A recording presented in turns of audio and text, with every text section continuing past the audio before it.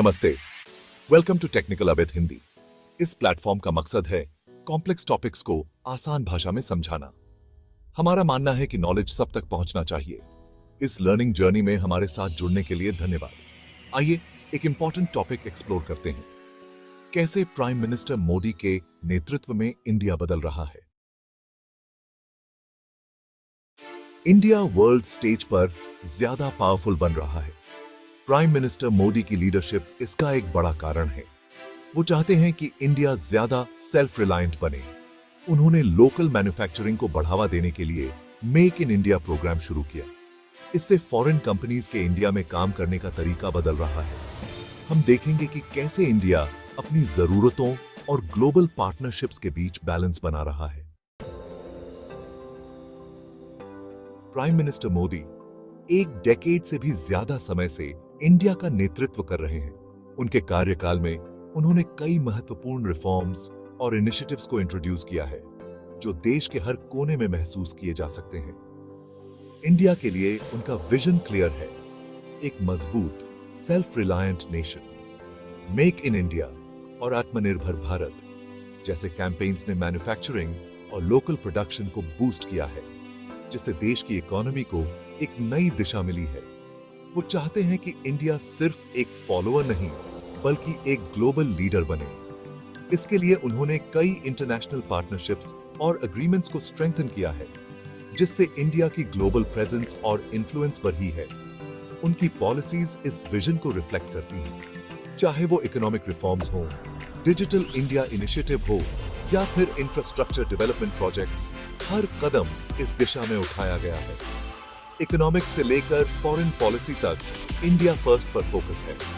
उन्होंने कई bold economic decisions लिए हैं, जैसे जीएसटी इंप्लीमेंटेशन और डीमोनेटाइजेशन, जो देश की फाइनेंशियल सिस्टम को ट्रांसफॉर्म करने के लिए डिजाइन थे। इसकी वजह से उन्हें प्रेज और क्रिटिसिज्म दोनों ही मिली है। कुछ लोग मानते हैं कि उनके रिफॉर्म्स ने इकोनॉमी को स्टेबलाइज किया है, जबकि कुछ लोग इन डिसीजंस को कंट्रोवर्शियल मानते हैं। कुछ लोग मानते हैं कि ये एक जरूरी बदलाव है। उनके अनुसार मोदी की लीडरशिप ने एंटरप्रेन्योरशिप और इनोवेशन को इनकरेज किया है, जिससे नए स्टार्टअप्स और बिजनेसेस को ग्रो करने का मौका मिला है। जबकि कुछ लोग इंडिया के ग्लोबल रिलेशनशिप्स पर इसके इम्पैक्ट को लेकर चिंतित हैं। उनका मानना है कि कुछ पॉलिसीज ने इंटरनेशनल रिलेशंस को कॉम्प्लेक्स बना दिया है, जिससे कुछ देशों के साथ टेंशन्स बढ़ी हैं। लेकिन ओवरऑल मोदी की लीडरशिप ने इंडिया को एक नई पहचान और दिशा दी है, जो आने वाले वर्षों में और भी महत्वपूर्ण साबित हो सकती है। Make in India initiative Modi ji के विजन का सेंट्रल हिस्सा है। 2014 में लॉन्च हुआ। इसका मकसद इंडिया को एक ग्लोबल मैन्युफैक्चरिंग हब बनाना है। यह प्रोग्राम फॉरेन इन्वेस्टमेंट को अट्रैक्ट करने के लिए इंसेंटिव्स ऑफर करता है। इसका उद्देश्य जॉब्स क्रिएट करना और इकोनॉमी को बूस्ट करना है। गोल सिंपल है, इंडिया के अंदर ज्यादा से ज्यादा गुड्स प्रोड्यूस करना। इससे इंपोर्ट्स पर निर्भरता कम होती है और इंडिया की सेल्फ सफिशिएंसी मजबूत होती है। मेक इन इंडिया इनिशिएटिव का फॉरेन कंपनीज पर मिक्स्ड इंपैक्ट पड़ा है। यह initiative launched in 2014 aim to transform India into a global manufacturing hub. एक तरफ यह एक बहुत बड़ा अपॉर्चुनिटी प्रेजेंट करता है।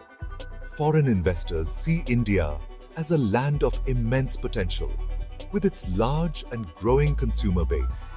इंडिया का वास्ट मार्केट अपीलिंग है। यहाँ की यंग पॉपुलेशन और increasing purchasing power foreign companies को अट्रैक्ट करती है। कंपनीज यहाँ ग्रोथ और प्रॉफिट्स की संभावनाएं देखती हैं। The economic reforms and ease of doing business have further fueled their interest. हालांकि challenges भी हैं। Regulatory hurdles, complex tax structures, and infrastructural issues pose significant obstacles. Make in India local production को promote करता है। This initiative encourages companies to set up manufacturing units within the country, boosting local employment. यह उन foreign companies के लिए competition create करता है जो इंपोर्टेड गुड्स बेचने के आदी हैं। They now face stiff competition from locally produced goods. कुछ कंपनीज इंडिया में मैन्युफैक्चरिंग सेटअप करके अडेप्ट कर रही हैं। They are investing in local infrastructure and workforce to align with the Make in India vision. दूसरों को एडजस्ट करने में डिफिकल्टीज हो रही हैं। Adapting to local market conditions, understanding consumer preferences, and navigating regulatory landscapes remain tough for some. कुछ companies ने local firms के साथ पार्टनरशिप्स और जॉइंट वेंचर्स करके अपनी प्रेजेंस को स्ट्रेंथन किया है। This collaboration helps them leverage local expertise and resources. Innovation और R&D में investment भी बढ़ा है। Companies are setting up research centers to develop products tailored to the Indian market. Government policies और support भी एक crucial role play करते हैं। Continuous dialogue between the government and businesses aims to create a more conducive environment for growth. Despite the challenges, कई companies ने success stories create की हैं। Their journey reflects resilience, adaptability, and the potential of the Indian market. Future में Make in India initiative का impact और भी significant हो सकता है। As more companies adapt and thrive, India could truly become a global manufacturing powerhouse. India की economic policies में एक नोटिसेबल शिफ्ट आया है। पिछले कुछ सालों में हमने देखा है कि सरकार की रणनीतियों में सिग्निफिकेंट बदलाव आया है। गवर्नमेंट ज्यादा प्रोटेक्शनिस्ट होता जा रहा है। यह बदलाव न केवल इकोनॉमिक पॉलिसीज में बल्कि ओवरऑल गवर्नेंस में भी देखा जा सकता है। इसका मतलब है कि वह इंडियन बिजनेसेस को शील्ड करने के लिए टैरिफ्स और रेगुलेशंस का इस्तेमाल कर रहा है। यह कदम लोकल इंडस्ट्रीज को बूस्ट देने के लिए उठाया गया है। गोल है दूसरे देशों पर डिपेंडेंस कम करना। यह आत्मनिर्भर भारत की दिशा में एक महत्वपूर्ण कदम है जो देश को सेल्फ सफिशिएंट बनाने का प्रयास कर रहा है। यह अप्रोच इंडिया की खुद की इंडस्ट्रीज को स्ट्रेंथन करने का एम रखता है। इससे न केवल लोकल एम्प्लॉयमेंट अपॉर्चुनिटीज बढ़ेंगी बल्कि देश की इकोनॉमी भी मजबूत होगी। हालांकि इससे ट्रेड टेंशंस भी बढ़ी हैं। कई इंटरनेशनल पार्टनर्स इस बदलाव से खुश नहीं हैं और इसे अनफेयर मानते हैं। कुछ देशों का कहना है कि प्रोटेक्शनिस्ट मेजर्स अनफेयर हैं। उनका मानना है कि यह ग्लोबल ट्रेड डायनामिक्स को डिसरप्ट करता है और फ्री ट्रेड प्रिंसिपल्स के खिलाफ है। उनका मानना है कि यह फ्री ट्रेड और ग्लोबल कोऑपरेशन में बाधा डालता है। इसके बावजूद इंडियन गवर्नमेंट का मानना है कि यह लॉन्ग टर्म में देश के लिए बेनिफिशियल होगा। यह देखना दिलचस्प होगा कि आने वाले समय में यह अप्रोच कैसे अनफोल्ड होता है और ग्लोबल ट्रेड पर इसका क्या इंपैक्ट प्रेडिक्ट है। इंडिया की बढ़ती हुई इकोनॉमिक और मिलिट्री पावर उसके ग्लोबल स्टैंडिंग को बदल रही है। इंडिया इंटरनेशनल स्टेज पर खुद को ज्यादा असर्ट कर रहा है। वह ग्लोबल अफेयर्स में ज्यादा प्रोमिनेंट रोल ले रहा है। इंडिया लाइक माइंडेड नेशंस के साथ भी अपने टाइज स्ट्रेंथन कर रहा है। यह शेयर्ड इंटरेस्ट्स के आधार पर स्ट्रेटेजिक पार्टनरशिप्स बना रहा है। क्वाड से लेकर ब्रिक्स तक इंडिया एक्टिवली ग्लोबल ऑर्डर को शेप कर रहा है। यह अब एक पैसिव प्लेयर बनकर नहीं रहना चाहता। इंडिया एक क्रूशियल चैलेंज का सामना कर रहा है।